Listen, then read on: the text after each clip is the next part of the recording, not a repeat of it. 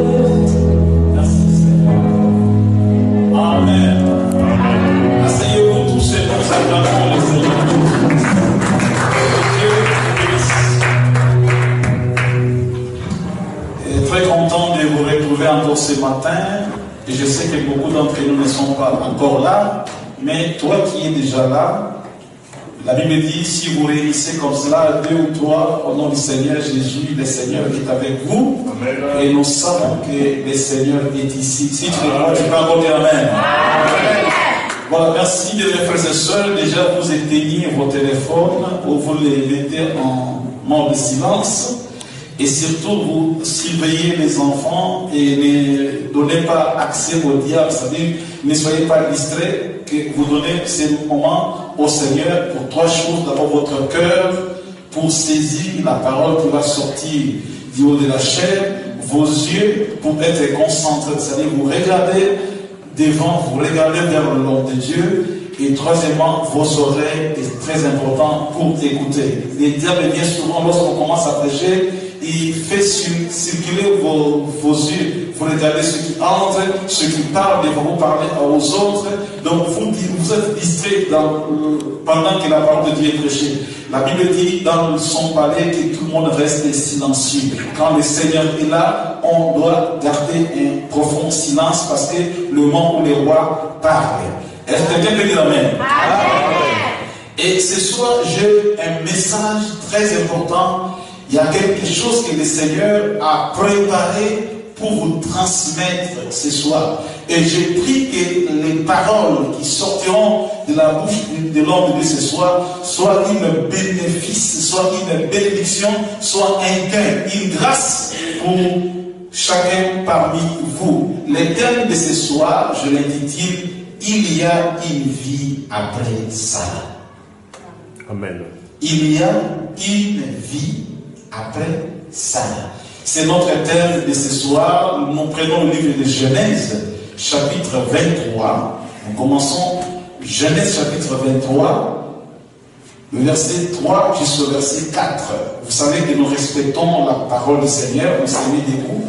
Pendant que nous cherchons, si vous n'avez pas de Bible, vous allez à côté de celui qui a une Bible. Vous lisez ensemble avec lui ici. Il refuse que Dieu ne puisse pas lire son Bible. Tu lui arraches sa Bible.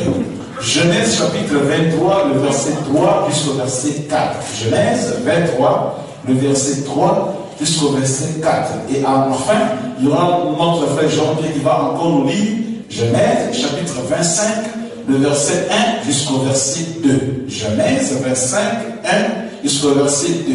Mais ici, nous commençons avec le chapitre 23, le verset 3 à 4. Je compte 1 jusqu'à 3. Nous allons lire comme des enfants de Dieu, des gens qui ont la vie. 1, 2, 3. Abraham se mettra devant son nom, papa je suis étranger et habitant parmi vous. Donnez-moi la position d'un pays où être bon et le vent devant moi. Genèse 25, 1 à 2, notre frère va lire. Abraham prit encore une femme nommée Ketura et lui enfanta Zimra, Joksha, Medan, Madian, Yixba et Chouan. Amen. Asseyez-vous. Tantôt je disais que notre thème de ce soir, il y a une vie après ça. Comme d'habitude, je ne prendrai pas beaucoup de temps parce que c'est une prédication, ce n'est pas un enseignement, mais c'est vraiment quelque chose de très important que le Seigneur va vous communiquer ce soir. Genèse, là où nous venons de lire, c'est l'histoire du prophète, je l'appelle comme ça, Abraham. Ce monsieur, si nous enlevons Abraham dans la Bible, nous n'aurons pas un père de la foi. Nous appelons Abraham le père de la foi. Et Abraham, il est le fondateur. Il est le père des 3 grandes religions dans le monde. Il est le père des chrétiens, de la religion christianisme par Jésus. Abraham est le père des musulmans par Ismaël. Abraham est le père du judaïsme par Isaac. Il est le père des 3 grandes religions dans le monde. Donc Abraham, c'est un personnage tellement puissant que Dieu a qualifié comme le père de la foi. Déjà à l'époque, quand vous lisez dans la Bible, vous allez trouver que Dieu a dit à Abraham de lui offrir son fils. Abraham n'a pas hésité de prendre son propre fils et de monter sur la montagne avec un couteau pour tuer son fils.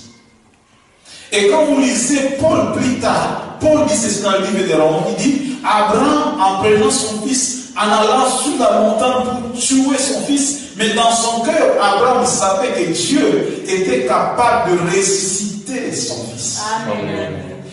Puis mes frères et sœurs, pourtant à l'époque, avant, Dieu n'avait pas encore ressuscité un mort. Mais Abraham déjà croyait que Dieu allait ressusciter. Et Dieu a dit non, tu as fait des choses extraordinaires. Comme dans un ring, le Seigneur a pris la main d'Abraham, il leva sa main comme ça, il dit, je te déclare, je te proclame le Père de la foi.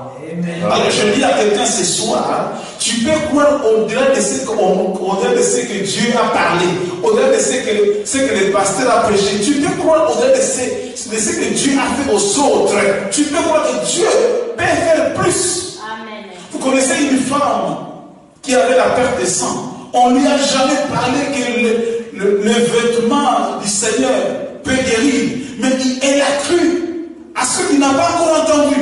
Abraham croyait que Dieu allait ressusciter son fils. Et pourtant, la foi vient avec Jésus. Donc avant, c'était même pas le temps de la loi. C'était le temps où la dispensation, où il n'y avait pas la loi ni la grâce. Mais nous sommes justifiés par la foi en Jésus. Mais Abraham l'était déjà. Si tu crois en Dieu, Dieu peut faire des choses Dieu peut créer des situations. Dieu peut t'élever, changer ton histoire avant les autres. Amen. Dieu peut le faire. Si tu crois, tu peux être les prémices des autres. Abraham était le père de la foi. Vous savez, quand vous avez un problème de stérilité, vous croyez que Dieu peut guérir, Dieu peut donner un enfant. Je me souviens quand notre frère même témoignait ici, il parlait du Dieu d'Anna, le Dieu de Sarah qui donnait des enfants. Donc vous vous appuyez aux événements, aux choses, aux témoignages que Dieu a déjà fait. Mais Abraham ne s'est pas appuyé à un témoignage que Dieu aurait fait. Non, mais il a cru. Ça, c'est la foi. La foi, c'est croire à quelque chose que tu n'as pas encore vu, tu n'as pas encore expérimenté, mais tu crois que le Dieu d'Israël, le Dieu puissant, peut le faire. Amen. Et ça s'appelle la foi. La foi, c'est relier tes impossibilités et les introduire dans les possibilités de Dieu. La foi, c'est dire, je ne peux pas, mais lui peut le faire.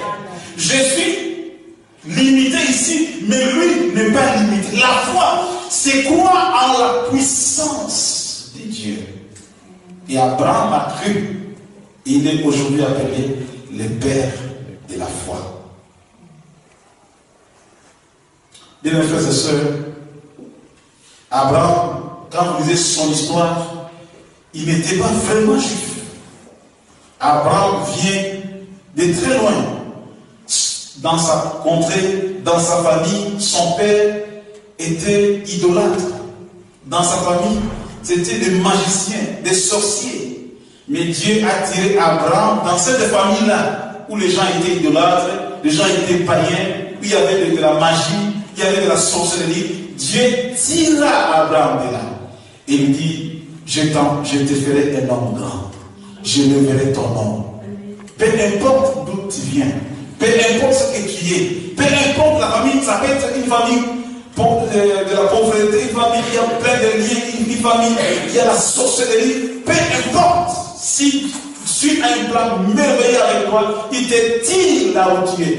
Sans mérite, mais il le fait pour toi. Il te tire là où tu es et il t'élève. Rien ne peut empêcher Dieu. C'est pour cela, nous ne sommes pas venus ici pour glorifier les méfaits, les œuvres du diable.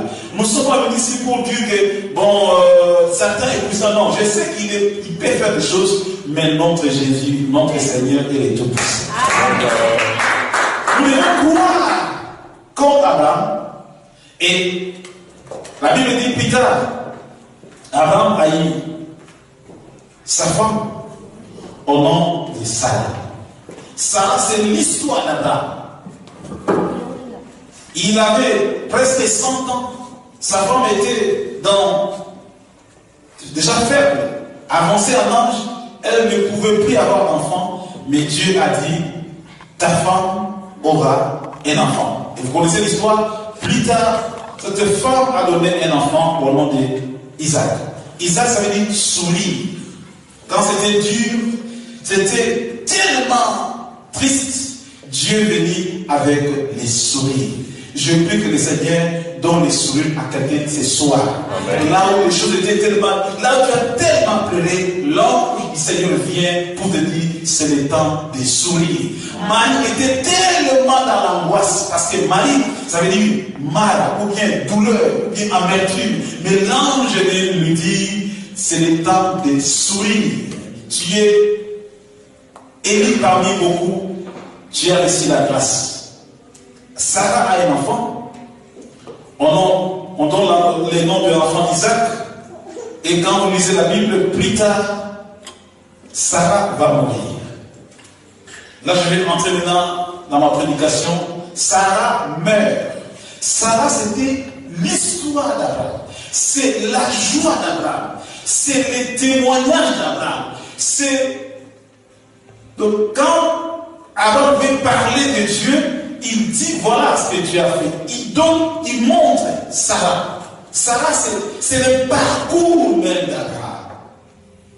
Mais plus tard, Sarah va mourir.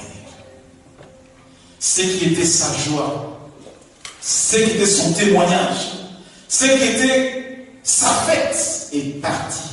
Combien parmi nous ont perdu leur Sarah, leur joie? Tu travaillais quelque part.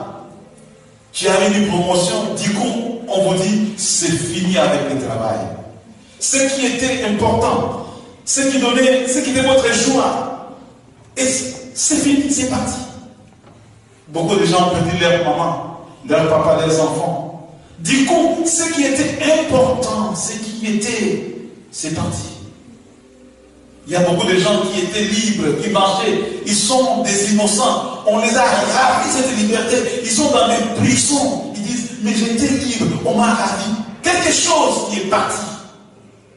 Aujourd'hui, les gens marchent avec des blessures intérieures parce qu'ils ont une histoire atroce même pour raconter. Les gens pleurent pendant qu'ils marchent, bien habillés, mais ils sont en train, ils ont beaucoup de choses dans leur cœur. Ils ont perdu ça, ce qui était important, leur histoire, leur bénédiction. Est-ce que quelqu'un comprend ce que je suis en train de dire ici? Amen. Sarah est partie. Je demande à quelqu'un ce soir de ne pas vous appuyer aux choses qui sont passées, de ne pas garder les mauvais souvenirs. Si tu veux aller plus loin avec Dieu, il faut oublier d'abord le passé, ton échec, ton divorce. Celui qui était mort dans ta famille. Il faut oublier là où les frères Ali, Genèse 25, on dit, Abraham est parti, il dit aux gens qui étaient là-bas, donnez-moi une portion de terre, je vais enterrer mon mort. Il dit encore, pour enlever la honte au-devant de moi. Il dit, je vais enterrer il dit pas Sarah, mon mort. C'est-à-dire, la chose qui me donnait la joie, c'est déjà fini. Je l'ai perdu, je dois l'enterrer. Que le Seigneur ouvre quelqu'un l'oreille ce soir pour comprendre ce qui était une bénédiction quand c'est parti, quand j'ai perdu ça. Aaron dit, je dois enterrer. Ça ne peut plus rester dans ma tête en pensant avec les... Non, c'est fini, je dois enterrer mon passé. Frères et sœurs, enterrez votre passé atroce, oubliez. Amen. Ce qui s'est passé, c'est passé. Parce que si vous allez avec Dieu, avec les choses du passé, vous n'arriverez pas. Je connais un monsieur qui cherchait Dieu, mais il était toujours avec son passé. Il était paralytique pendant 38 ans, toujours à côté d'une piscine. Quand l'ange venait, et la première personne qui plongeait était guérie. Jésus dit cela, il lui pose une seule question. Veux-tu être guéri? Écoute la réponse. Si moi on me pose cette question, monsieur, tu veux être guéri? Mais directement je réponds, mais oui. Mais cette personne-là, c'est papa de 38 ans avec sa maladie, il commence à répondre, tu vois, quand je suis ici pendant 38 ans, si quelqu'un venait ici, mais on ne tape pas des balles. Donc ça veut dire, il était encore dans le passé. Des gens. C'est pour cela qu'il n'y a pas la grâce. Nous n'arrivons pas à aller plus loin parce que nous sommes encore dans ce qui n'a pas marché. Les gens qui ont parlé mal de toi, oubliez. D'ailleurs, ceux qui te font du mal, ceux qui te calomnient, ils t'aident pour aller de l'avant. D'ailleurs, la Bible dit, Jésus a appelé Judas, mon ami, ça veut dire que tu es là pour que je puisse entrer dans ma gloire. Fais ce que tu veux faire, fais-le vite. Je vais enterrer mon mort, enterrer les mauvais souvenirs, oublier. La Bible dit, entends la prophétie. Même si ça tarde, ça va s'accomplir. Quand nous lisons ce passage-là, des fois nous oublions quelque part, on dit, car elle marche. Donc la prophétie a des pieds. Ça peut prendre du temps, mais attends, ça marche, ça va arriver. Bien, frères et sœurs, Sarah était partie. Dans le livre dans Genèse 25, on dit, Abraham s'est marié avec une autre femme. Qui peut me rappeler son nom? Avec cette femme-là, Abraham s'est marié avec une autre femme. Quand vous lisez la Bible, Abraham a fait encore beaucoup d'enfants avec cette femme-là. Je prie au Seigneur, ce que tu avais perdu, ce que tu avais enterré, que le Seigneur te donne au multiple. Yes. Que Dieu multiplie et Dieu va le faire pour réellement consoler votre cœur. Amen. Les gens qui t'ont vu perdre Sarah, les gens qui étaient là, peut-être ils sont partis avec les mauvais témoignages. Oh, lui, ça ne marche plus. C'est fini avec lui. Mais ils ont tort parce que la prophétie marche. Quelqu'un comprend cette ici? Ceux qui étaient dans la fête, la fête des Canaan, quand Jésus-Christ faisait des miracles, quand Christ était dans cette fête-là, quand on lisait la Bible, il n'y avait plus de vin. Admettons que les gens qui étaient là, ils ont vu qu'il n'y a plus de vin et ils sont partis. Ils vont amener quel témoignage? Oh, la fête là, c'était rien. Il n'y avait plus rien, les gens n'ont pas mis danser, il n'y avait pas de vin. Ils vont partir avec ces mauvais témoignages. Mais non, il faut rester jusqu'à la fin.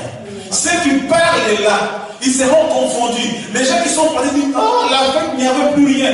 Mais ceux qui étaient restés, non, mais vers la fin. Le grand maître était là.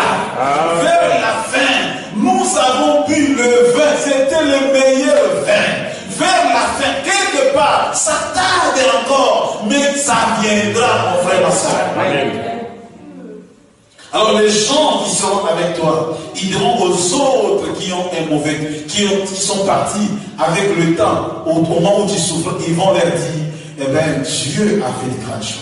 Quand tu vas te rencontrer avec ces gens-là qui pensaient que ça n'allait pas marcher avec toi, tu vas leur dire, quand vous étiez partis, quand on s'est séparés, ça fait quelques années, le Seigneur était venu et il a rendu possible ma difficulté. Il a changé mon histoire. Dieu était là, il a fait que la fête puisse encore revenir. Nous avons pris, il avait changé l'eau en vin.